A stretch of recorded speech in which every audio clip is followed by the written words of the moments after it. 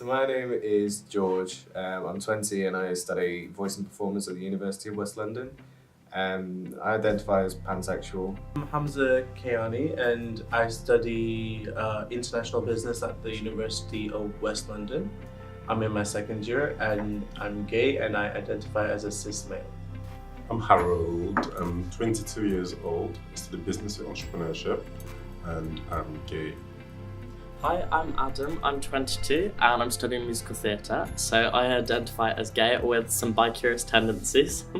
I'm Nusra, I do acting and I identify as queer, pansexual, I don't really care. Yeah. Being LGBT means to me that I can just be who I want to be, and there is no set standard of who I have to be. I have freedom and I'm very liberated in being me and myself in that. Acceptance in yourself and being happy of who you are and just making the right choices based on that, really. I think it's, I don't know, sort of like a liberating thing because you sort of go back 50, 60 years and, in some countries it was illegal and that.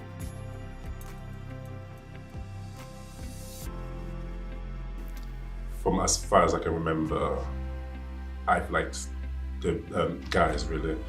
So it didn't affect me that much. I did have some spats of feelings for the other gender, and they weren't sexual feelings, so I never pursued them that far. Childhood was really difficult. I sort of come from an area where there's I don't know, it's not really looked upon as sort of a good thing, but coming to London, I think sort of liberated me more, and I sort of found myself as a person. Well, I grew up in a really conservative Muslim country, so I'd say that was kind of harsh, and when I came here, it was really an eye-opener and a culture shock in terms of how I could express myself. And I don't know, there are a lot of things I wish I could change about that, but I'm happy where I am now, so yeah.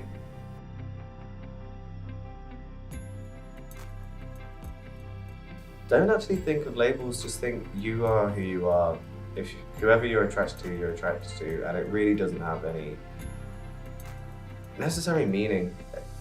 Labels do help you identify as a person, so you're not necessarily confused all the time, but it doesn't have to define who you are. Don't listen to anybody and don't change for anybody else, because the minute you do that, you lose yourself and become the other person. Be brave, don't hold yourself back, just go out for it. And I know it sounds really cliche, but just push yourself and don't be scared of what other people think. Yeah. I always thought I was the only one, which is kind of bad because you're not. So I'll just say, find out who you are from a younger stage and accept it, because it does play with you. So I've accepted it and it's shaped the way I am today.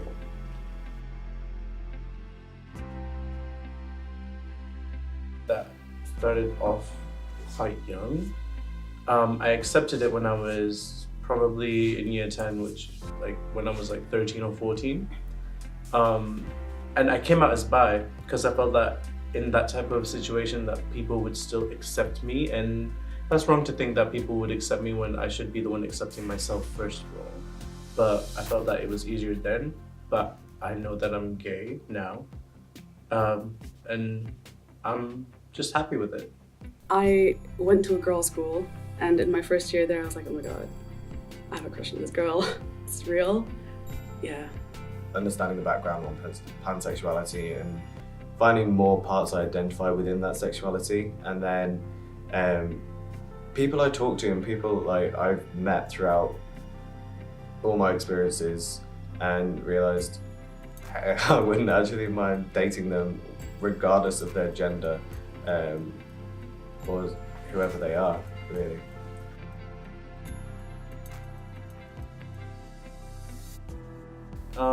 And I haven't really told my family yet, because I feel that coming from a Muslim background, it's kind of still hard, and in that aspect that you don't want your family to disown you, especially in an Asian background. Like, you have so much responsibilities and so much, I wouldn't say a burden, but like quite a lot on your shoulders to keep your family name up and stuff like that.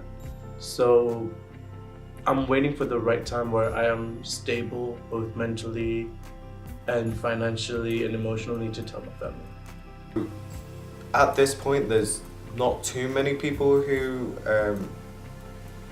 necessarily know that I'm pansexual, but for the people who do, they don't really have a problem with it. And for the most part, pretty much everyone knows I'm gay, or knows me as gay, and I've never really had any issues with it. All my friends have been extremely supportive. My family have been really supportive. So yeah, it's been quite good. I told my family 2 years later, and they accepted it. So I'm at ease that they know, and I can live my life basically. I don't have to hide as before. I had to like hide a lot, which was really bad. And for my friends, I had to hide also. So they've accepted it well.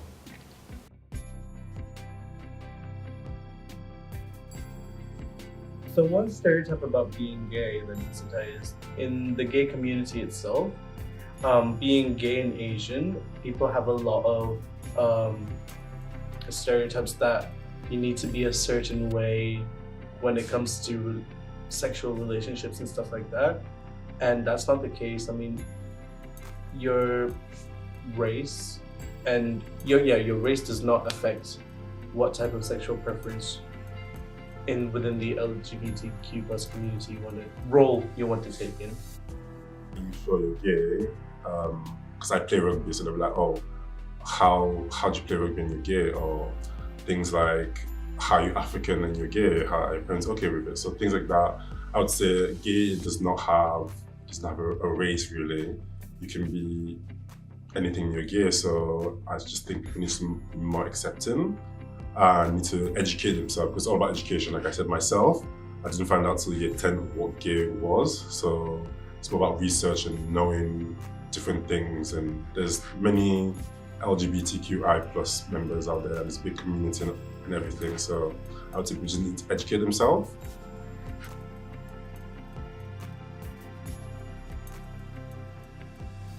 I think it's brilliant that there's a huge increase in people who identify in different ways, because I believe that sexuality and gender can be so fluid, and it doesn't matter where along the spectrum. I believe there is very much a spectrum.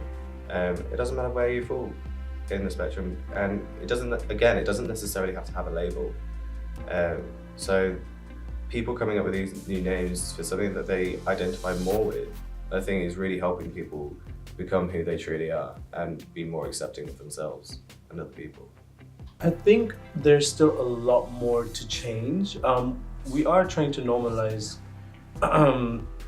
the LGBTQ plus community. Of course, with drag queens especially being more out there and in mainstream media, as well as having lots of people of color that are gay or lesbian or bi or trans or queer or anything else. They're more accepted in mainstream media as well. We're not really, ostracized as much as we used to be before, which is a great thing. However, we need not only one side of the world to think that, we need the whole world to think that. The world is changing positively, but slowly, as they say, baby steps. So there is some change happening. There is still some hate happening around, but hate is everywhere. We just have to try and stop that. And with LGBT History Month coming up, we're trying to abolish that and just remove a bit of the hate that we can in our community in West London. So we just want to promote positive vibes and just try to educate people. And also this year is the 50th anniversary of the Stonewall riots, so it falls in a good year. So we'll try and educate people, tell them about the Stonewall, what they were, and to have a knowing of what it was, because some people don't know feminist gay activists like Mary P. Johnson and